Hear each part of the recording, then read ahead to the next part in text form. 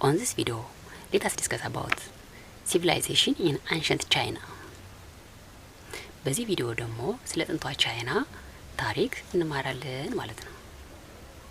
The civilization of ancient China first developed in the Yellow River region of northern China in the 3rd millennium before Christ. የጥንቷ ቻይና ስልጣኔ የተመሰረተው ይሮ ተብሎ ከሚጠራው ወንዝ በአሁኑ ሰሜናዊ ቻይና አካባቢ በ3ኛው ሺህ ዓመተ ዓለም አካባቢ ነበር።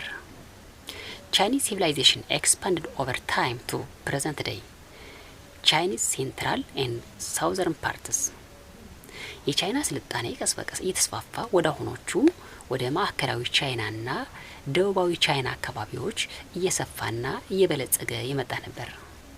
Ancient Chinese civilization reached its heights about 3000 before Christ in the valley of Honghe.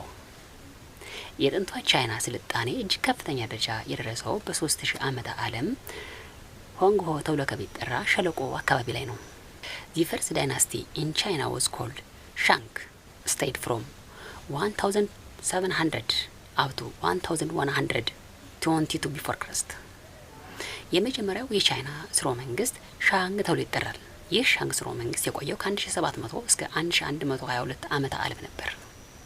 Major achievements of the Shang dynasty was the following.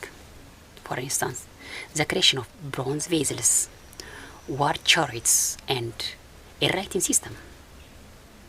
በሻንግ ስርወ መንግስት ወቅት የታዩ በስልጣኔዎች በቻይና ምድር ላይ የሚከተሉት ናቸው። እነሱም ከነሐስ የተለያዩ የመገልገያ ቁሳቁሶችን ተሰርተዋል። ከዚህም በተጨማሪ የጦር ሰረገላዎችም በዚህ ስርወ መንግስት ወቅት ነበር የመጡት። ቀጥሎም የጽሁፍ ስነ ዘዴም የዳበረው በዚህ በሻንግ ስርወ መንግስት ወቅት ነበር በቻይና። At about 1122 before Christ, the Chong dynasty overthrew the Shang dynasty and established its own ruler over China until 256 before Christ. በኋላ ከሻንግ ቀጥሎ የመጣው ስርወ መንግስት ቾን ተብሎ ይጠራል። የቾን ስርወ መንግስት የቆየው ከ1122 ዓመተ ዓለም እስከ 256 ዓመተ ዓለም ነበር። During the Chong dynasty, the Chinese literary classic developed and Chinese philosophy emerged. በቾን ስርወ መንግስት ወቅት የታዩ ስልጣኔዎች በቻይና ምድር ላይ የሚከተሉት ናቸው። እነሱም የጥንቱ የቻይና ስልጣኔ ዳብሯል። ከዚህም በተጨማሪ ቻይና ለመጀመሪያ ጊዜ ፍልስፍና የጀመረችው በዚህ በቾን ስርወ መንግስት ወቅት ነበር። Confucius, who lived from 551 up to 479 before Christ, was the most influential and respected philosopher in the Chinese history, and his teaching was known as Confucianism. Confucius ከ551 እስከ 479 ዓመተ ዓለም የኖረ ነው። ኮንፊሽየስ በቻይና ታሪክ ውስጥ እጅግ የተከበረ ፈላስፋ ነበር። የሱ ፍልስፍና ወይንም አስተምሮት ኮንፊሽያኒዝም ተብሎ ይጠራል።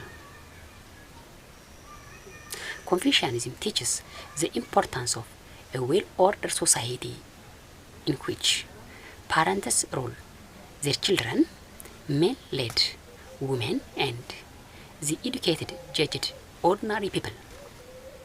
የኮንፊሽያኒዝም አስተምሮት በአጠቃላይ የሚያስተምረው በጥሩ ሁኔታ የተደራጀ ማህበረሰብ ምን ያህል ተጠቃሚ እንደሚሆን ወይንም ጠቀሜታ እንዳለው ነው። ኮንፊሽየስ ባስተምሮቱ እንዲህ እያለ ያስተምር ነበር። ለምሳሌ ወላጆች ልጆቻቸውን መምራት ይገባቸዋል። ወንዶች ሴቶችን ሊመሯቸው ይገባል። እንዲሁም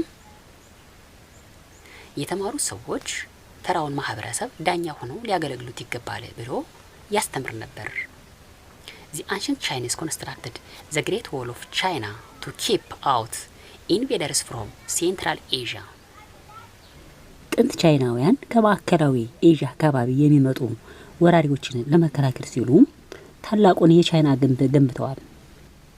The Great Walls of China extended about 7400 kilometers across southern China. ይህ ታላቁ የቻይና ግንብ የደቡባዊ ቻይናን ይዞ 7400 ኪሎ ሜትር ይረዝማል። The Chinese developed their systems of writing called logographic, which meant the use of pictorial symbol to represent words of Chinese language. ጥንት ቻይናውያን የራሳቸው የሆነ የአጻጻፍ ስነ ዘዴን አዳብረዋል። ይህ የአጻጻፍ ስነ ዘዴያቸው ሎጎግራፊክ ተብሎ ይጠራል። ሎጎግራፊክ ስዕላዊ የሆነ የአጻጻፍ ስልት ሲሆን በአጠቃላይ የቻይና ቋንቋ በስዕል የሚገልጽ ነው ወይንም የሚወክል ነው።